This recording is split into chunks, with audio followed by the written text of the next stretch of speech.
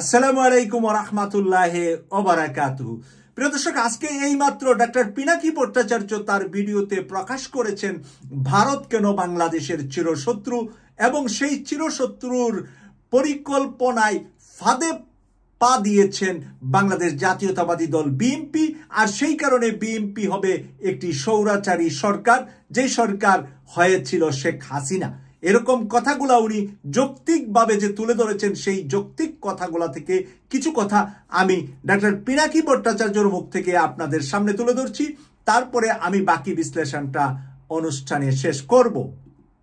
কিছু কিছু নেতাকর্মী মনে করতেছে আমি বিএনপির শত্রু হয়েছি, আমি বিএনপির পলিটিক্যাল অপোনেন্ট। আমি কখনো বিএনপি করি নাই। আমারে হাসিনার লোকজন বিএনপি কইতো, আর কইতো আমি তারেক রহমানের টেকা খাইয়া হাসিনার বিরুদ্ধে বলি। ভাগ্যের কি নির্মম পরিহাস, আজ বিএনপির লোকেরা বলে আমি জামাতের টেকা খাইয়া বিএনপির বিরুদ্ধে বলি। আপনাদের একটা সব পরামর্শ দিই ভাই, পলিটিক্যাল অপোনেন্টকে বুদ্ধিমত্তার সাথে ডিল করেন। রাজনীতি করতে আসছেন, আপনার অপোজিশন থাকবে, আমার লোকের তেদরামি করতে আসেন না ভাইজান। আমি অনেক দরদ নিয়ে ক্রিটিক করি আপনাদের দলে। এটা যদি সহ্য না হয়, আওয়ামী লীগকে যেভাবে ট্রিট করতাম সেভাবে যদি ট্রিট করতে বাধ্য হইতে হয়, তাতে আপনাদেরই ক্ষতি। আপনাদের যে ফাজলামি দেখি তাতে আমার কোনো ছেড়ে যাবে না, আপনার বাচ্চারা ক্ষমতাও নেই। যাই হোক, অনেকে বলে বিএনপির পিছে কেন লাগে, এই প্রশ্নগুলো আপনাদের মনে আসছে কিনা কখনো? বাংলাদেশে মুজিবকে কেন স্বৈরশাসক হয়ে উঠতে হয়েছিল? অত্যন্ত জনপ্রিয় নেতা ছিল কিন্তু মুজিব, তারপরেও স্বৈরশাসক হয়ে উঠতে হয়েছিল কেন? জিয়াকে কেন মরতে হইল? সামরিক ব্যাকগ্রাউন্ড থেকে আসার পরেও কেন জিয়াকে স্বৈরশাসক হইতে হয় নাই? কেন জিয়াকে মাইরা ক্ষমতায় এরশাদকে বসাইতে হয়েছিল? কেন এরশাদকে স্বৈরশাসক হইতে হয়েছে? কেন হাসিনাকে ফ্যাসিবাদ কায়েম করতে হয়? এই প্রশ্নগুলো পরিষ্কার উত্তর না পেলে আপনি কখনোই বুঝবেন না বাংলাদেশের সামনে বিপদগুলো কি কি।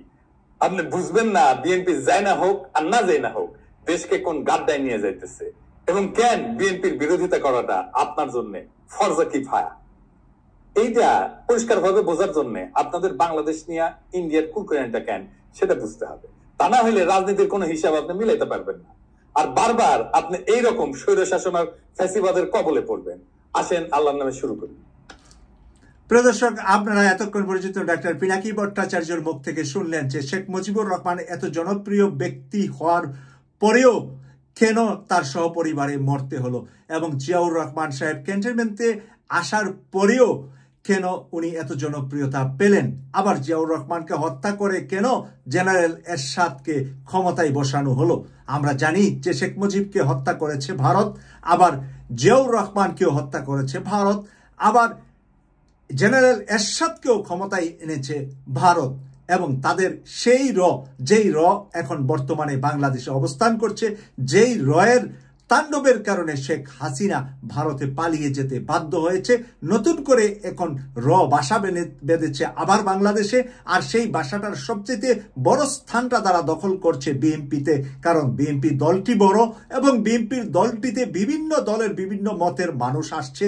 বামপন্থী থেকে অনেক মানুষ এসেছে, যেরকম আমরা মান্নান ভূঁইয়াকে দেখেছিলাম বিএনপির মহাসচিব হতে, তিনিও বামপন্থী ছিলেন, সর্বশেষ বিএনপি করতে পারেন নাই। আমরা দেখেছি প্রেসিডেন্ট হয়েছিলেন বিএনপি থেকে, কিন্তু ডক্টর বদরুদ্দোজা চৌধুরী প্রেসিডেন্টের দায়িত্ব সর্বোচ্চ কয়েক মাসের মধ্যেই তাকে ছেড়ে দিতে হয়েছে, কারণ উনিও ভারতের কাছে তখন সেই সময়ে বিক্রি হয়ে গিয়েছিলেন। যে হাসিনাকে বসানোর জন্য উনি প্রায় 100 এমপিকে বিক্রি করে দিয়েছিলেন ভারতের কাছে। এমপিরা বাহিরে থাকবে, একটা গণভোট হবে পার্লামেন্টে, ওই গণভোটে খালেদা জিয়ার বিরুদ্ধে ইস্তফা দিবে আর হাসিনা তখন সংসদ গঠন করবে। এইরকম জায়গা থেকে তখন ডক্টর বদরুদ্দোজা চৌধুরী এই গাদ্দারকেও বিএনপি বাদ দিতে হয়েছিল। প্রিয় দর্শক, এরকম বহু গাদ্দার বিএনপিতে এসেছে। বেগম খালেদা জিয়া অনেকেই ট্যাকেল করেছেন, কিন্তু বেগম খালেদা জিয়া অসুস্থ হওয়ার পরে যখন রাজনীতিতে তার শক্তি কমে গিয়েছে, তখনই গাদ্দারদের আবার যেন পূর্ণবাসন হচ্ছে। সেই গাদ্দারদের পূর্ণবাসন এখন টেকনাফ থেকে তেঁতুলিয়া, রূপসা থেকে পাথুরিয়া। নেতৃত্ব দিচ্ছে ইসলামপন্থী বিএনপিরা না। বিএনপির ভিতরে প্রচুর ইসলামপন্থী মানুষ আছে, দেশপ্রেমী মানুষ আছে, প্রচুর হজ করে, তাহাজ্জুদ পড়ে, 5 ওয়াক্ত নামাজ পড়ে, এরকম মানুষ বিএনপির ভিতরে আছে। আমাদের পূর্বপুরুষদের ভিতরে অনেক আলেম উলামা ইসলামপন্থী মানুষ মরহুম প্রেসিডেন্ট জিয়াউর রহমানকে ভালোবাসতেন। প্রিয় দর্শক, আমার আব্বা একজন আলেম ছিলেন, পীর ছিলেন। উনি মরহুম প্রেসিডেন্ট জিয়াউর রহমানের জন্য মাইকিং করেছিলেন। তখন আমি একেবারেই ছোট্ট মানে কোনো রকম মাইকের শব্দ পেলে বাচ্চারা যেরকম বাহির হইয়া দৌড়াইয়া যা গ্রামের রাস্তার পাশে দাঁড়াইয়া মাইকে কি বলে শুনে, ওই বয়সের মনে হয় 3, 4, 5, 7 বছর আমার বয়স ছিল। তখন আমার আব্বা মাইকিং করেছে মরহুম প্রেসিডেন্ট জিয়াউর রহমানের জন্য। তার মানে আলেম উলামাদের হৃদয়ে জিয়াউর রহমানের জন্য একটা ভালোবাসা ছিলেন, আর এটা ধরে রাখতে পেরেছিলেন বেগম খালেদা জিয়া যতদিন শক্ত ছিলেন। আবার মাঝে মাঝে বেগম খালেদা জিয়াকেও অপব্যবহার করেছে বিএনপির ওই ভারতীয় পাচাটা গোলামরা, আর এই গোলামদের বিরুদ্ধেই কিন্তু কথা বলছে ডাক্তার পিনাকি ভট্টাচার্য, এবং তাকেও আমরা শত্রু বানিয়ে ফেলি।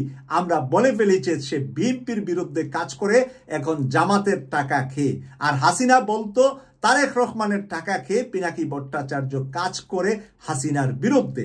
প্রিয় দর্শক, এটা কাকতালির মতো করে কথাটা কিন্তু মিলে গিয়েছে। আমরা এখন সর্বশেষ ডাক্তার পিনাকি ভট্টাচার্য কি বলেছেন তার মুখ থেকে আরো কিছু কথা শুনবো। বলে বাংলাদেশ আমাদের সবচেয়ে গুরুত্বপূর্ণ মিত্র, কারণ কৌশলগত দিক দিয়া বাংলাদেশ ছাড়া ভারতের নর্থ ইস্ট অচল, কিন্তু ধর্মীয় দৃষ্টিভঙ্গিতে ভারত মুসলমান পছন্দ করে না, তাই কাঁটাতারে বেড়া দিছে। আবার কাঁটাতার দিয়ে ঘিরে দিলে তার 7 সিস্টার্স অরক্ষিত হয়ে পড়ে। এই এক শাকের করাত, যাইতেও কাটে আসতেও কাটে। তাই বাংলাদেশে ভারতের সবসময় এমন শাসক দরকার যে ভারতের অনুগত হবে এবং তাদের মতে বন্ধুভাবাপন্ন হবে। ভারতের প্রতি বন্ধুভাবাপন্ন হইলে বাংলাদেশের জনগণ হয়ে উঠবে সরকার বিরোধী, তাই তাকে হইতে হবে স্বৈরাচার। বাংলাদেশের 3টা ভারত বান্ধব সরকার ছিল, মুজিব, এরশাদ আর হাসিনা। 3টাই স্বৈর শাসক। জিয়া আর খালেদা জিয়া এই 2জন প্রবল ভারত বিরোধী ছিল জন্য তাদের স্বৈর শাসক হইতে হয় না। একজনকে মরতে হয়েছে, আর একজনকে বিষ প্রয়োগে হত্যার চেষ্টা করা হয়েছে। আমি প্রমাণ সহ এপিসোড করেছিলাম খালেদা জিয়াকে বিষ প্রয়োগ করা হইতেছে, দেখে নিয়েন যদি দেখে না থাকে। তাইলে এই যে মির্জা ফখরুল যে বলে ভারত বন্ধু দেশ, এটা শুনেন কি বলে।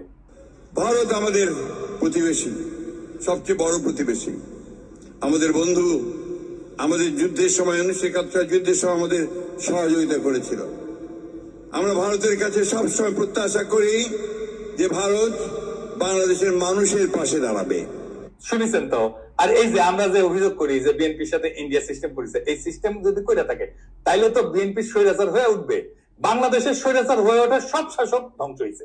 বিএনপির নেতা কর্মীদের বলতেছি, আপনারা কি চান বিএনপি ধ্বংস হয়ে যাক? আমরা রাতারাতি বিএনপির মতো একটা দল তৈরি করতে পারবো, তাইলে ক্ষতি কার হবে?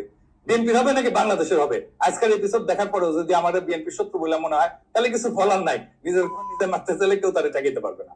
তাই যারা এখন ঘুমায় আছেন তারা জানা রাখেন, আপনার ঘুমের দাম ভারত থেকে বুঝে নিচ্ছে।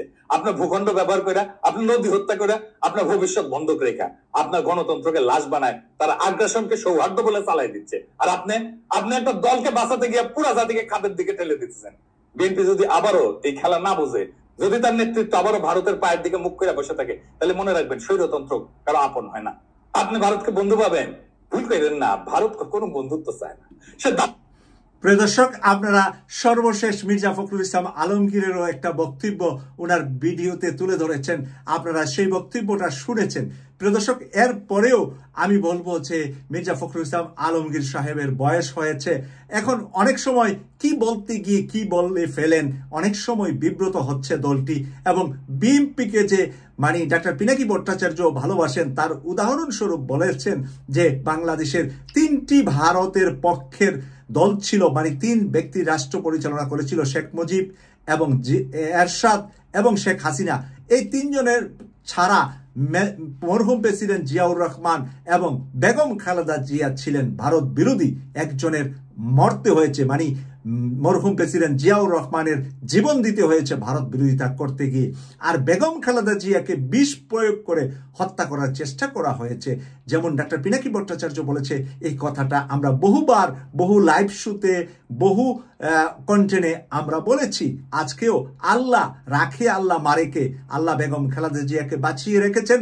আগামীকাল উনি বাংলাদেশে পৌঁছবেন, আপনারা ওনাকে বাংলাদেশে স্বাগত জানাবেন।